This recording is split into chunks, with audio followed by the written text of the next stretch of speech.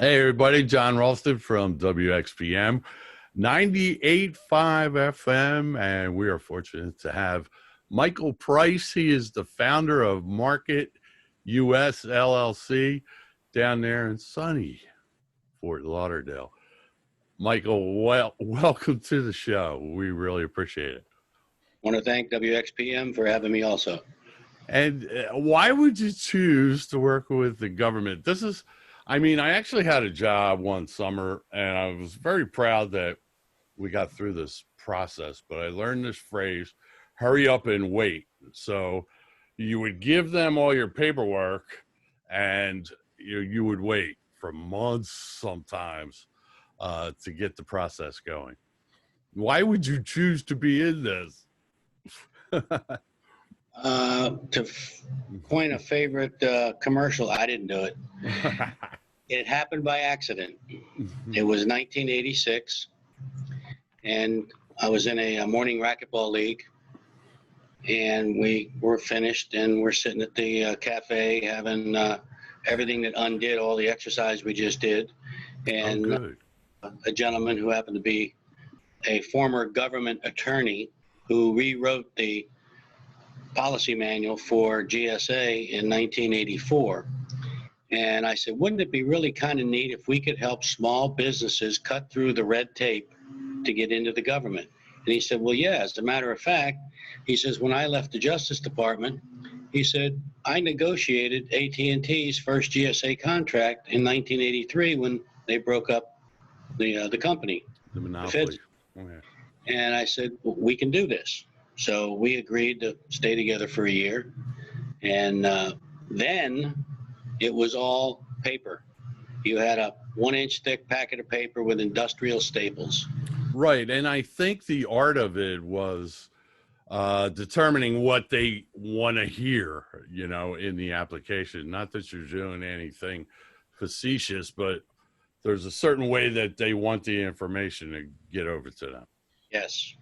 And when we finally got GSA's legal department to agree that, we can do this electronically, then it went to iteration 1. Now it's in iteration 3, where it's pretty much everything is an online application, but you walk in there blind and you say, I don't know the answers to these questions. So what we did was we created a duplicate of the process internally on our secure server, and that's how we speed our clients through. So we'll talk in detail about that sometime. That sounds pretty cool. Yeah. Well, you'll be able to watch a video on that on our YouTube channel. Shameless. Oh, great.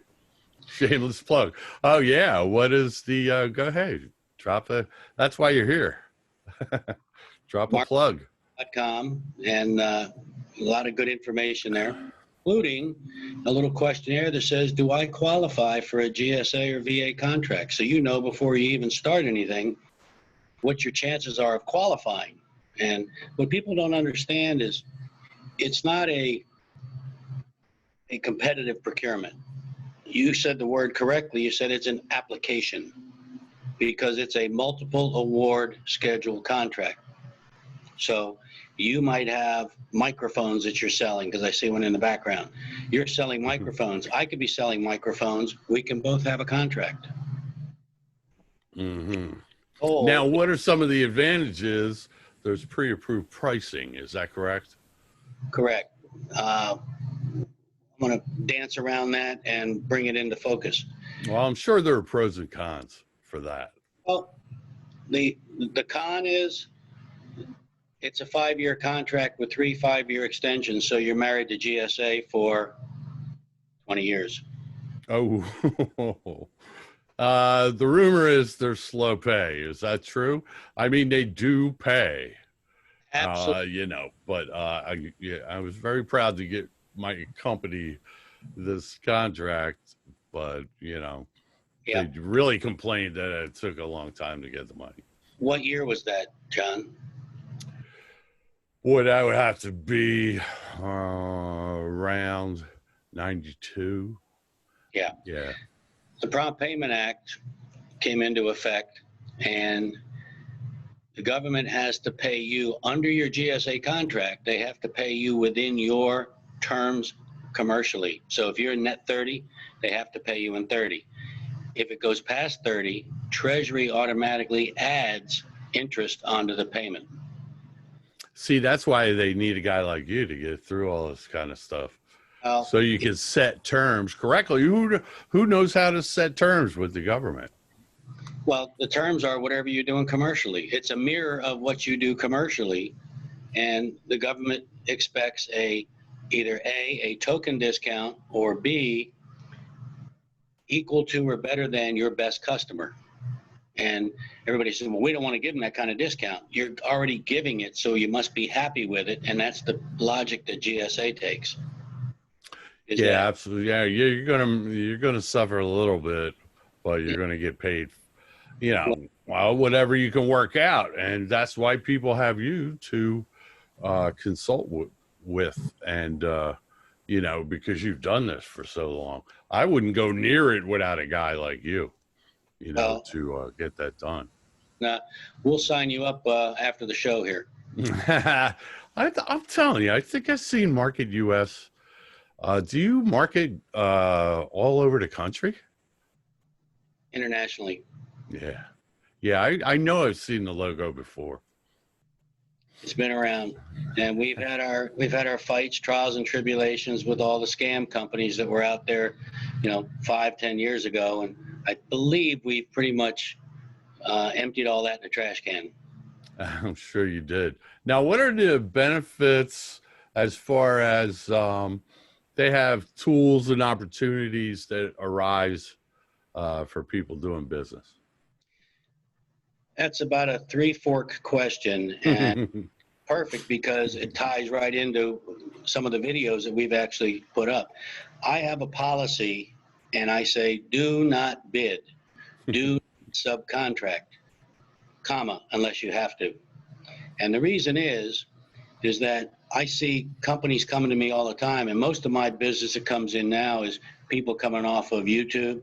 They watch a video and they say, "This is fantastic. I gotta do this."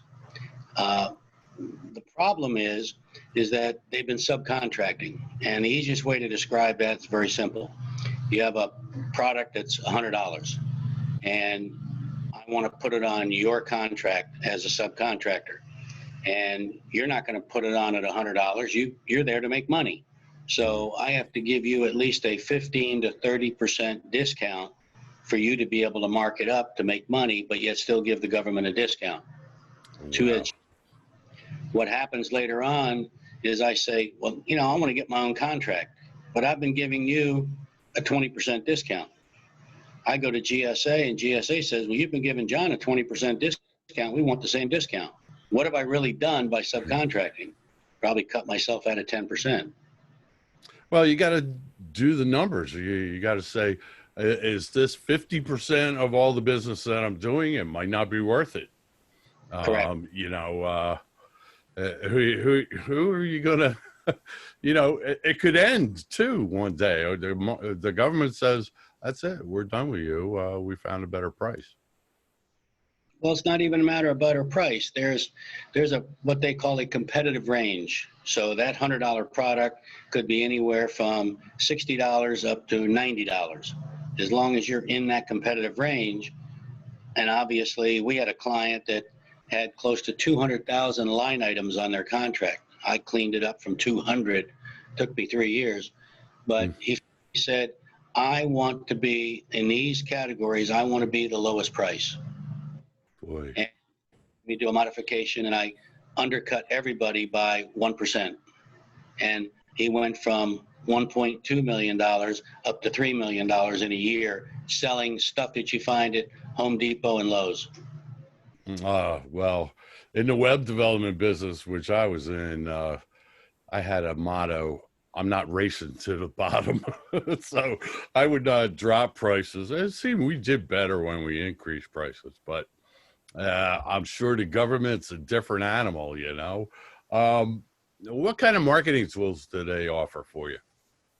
They actually have, and I became very good friends with the gentleman out of New York. Believe it or not, he was in Manhattan, but he covered all of the East Coast and the Caribbean.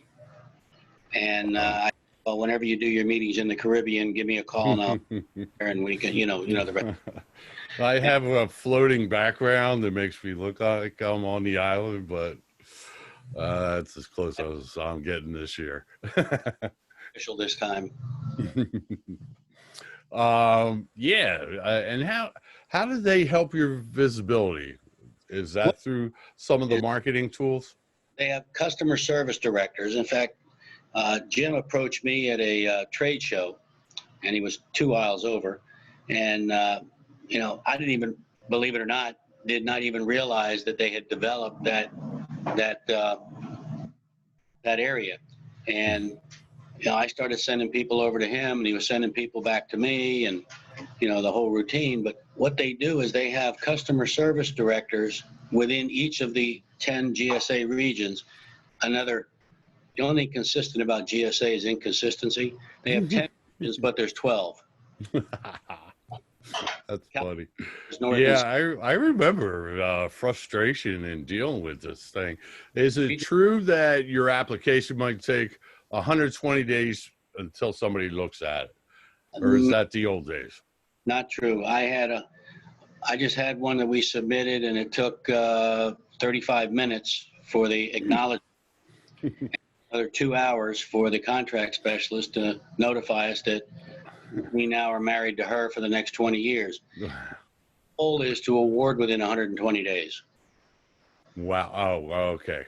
Yeah, I was reading something about 120 days. I'm like, well, you got to be kidding. I was trying to draw on memory, but the system was so antiquated back then. I was actually using Telnet, which was outdated at that time. At least we had Netscape and browsers to do things, and they were asking us to do Telnet, which actually, when you work with it, it wasn't too bad, but it was antiquated for the time. But I'm sure they improved all those processes. Oh yeah, they're state of the art now. But so why did they call it the GSA schedule? It's shortened. Its correct term is GSA. Let's spell it out completely because it'll fill the screen. General Services Administration Multiple Award Schedule Contract. Now, pick the ones you want to use. GSA contract, GSA schedule. I even get people say, "How do I get a number?" in the phone book. Financial people and people who work with the government, I have a lot of feelings for you guys because that's got to be tough. They're, dealing with that all the time. What about security? They have to approve your technical capabilities too?